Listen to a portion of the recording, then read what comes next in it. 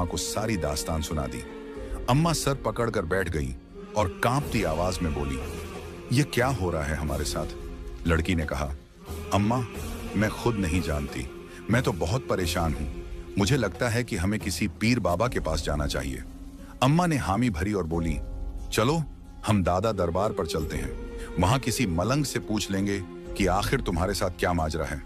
मगर लड़की ने जल्दी से मना कर दिया, नहीं अम्मा, मुझे वहां नहीं जाना, न जाने क्यों, वो लोग मुझे ठीक नहीं लगते। अम्मा हैरानी से बोली, तुम्हारा दिमाग तो ठीक है, वो सब रब के नेक और इबादत गुजार बंदे थे। लड़की ने फिर कहा, अम्मा जो भी हो मैं वहां नहीं जाऊंगी, मैं अपने रब से मदद मांगना चाहती हूं। जब वही अता करने वाला है तो फिर मुझे किसी और के पास क्यों जाना? अम्मा ने गहरी सांस ली और पूछा, तो फिर तुम क्या चाहती हो? लड़की ने जवाब दिया, अम्मा हम किसी मौलवी साहब के पास चलते हैं, उनसे कोई वजीफा पूछ लेते हैं या कोई कुरानी आयत जिससे मेरी मदद हो सके। अम्मा ने उसकी बात मान ली और कहा, ठीक है, हम पास की मस्जिद के मौलवी साहब के पास चलते हैं। अगली सुबह लड़की और उसकी अम्मा पास की मस्जिद के मौलवी साहब के पास जाने के लिए निकल पड़ी।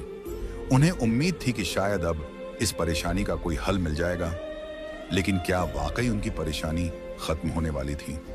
जब उसने अपने हालात इमाम साहब को बताए तो वे भी गहरी सोच में पड़ गए। उन्होंने कुछ देर तक चुप रहकर सोचा, फिर बोले, तुम लोग जुमेरात की रात मेरे पास आओ, मैं देखता हूं कि इस मामले में क्या किया जा सकता है। फातिमा ने घर आकर अपनी अम्मा से कहा कि वह कुछ दिन तक काम पर नहीं जाएगी।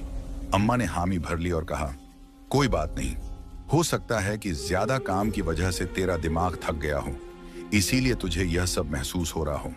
फातिमा ने भी यही सोचा कि शायद यही वजह होगी, इसलिए वह अगले कुछ दिन घर पर ही रही। न वह कहीं गई और न ही अम्मा ने उसे जाने दिया। आखिरकार जुमेरात की रात आ गई। फातिमा अपनी अम्मा के साथ फिर से इमाम साहब के पास गई। उन्होंने बैठने का इशारा किया और कहा, मुझे तुमसे कुछ जरूरी बातें करनी है।